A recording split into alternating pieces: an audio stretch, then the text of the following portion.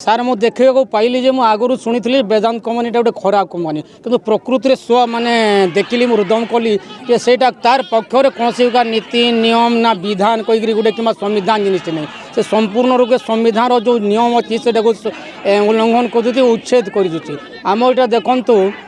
पेशा अंतर्भुक्त 5th schedule तथापि तार माने आम जिते बेले आम निज मंतव्य देवाक आसलु से आम कौन लोक को छाड़ी ना जबरदस्त कर अटक रखिले से कहले 10 जन को छड़ा कि जो मैंने पक्षर लोक से आराम से 100-150 लोग छाड़ी देते कि आम जो मैंने विरोध कर से आमको बलपूर्वक से उठे तो जहाँ जना पड़ा आज्ञा एमाने गोटे जबरदस्त केते जन स्वार्थ नेसी लोक नहीं तार पर राजनीतिया लोक मानू नहीं करी जबरदस्त देखिए मुझे भावुँ पैसा पत्र खर्चा करी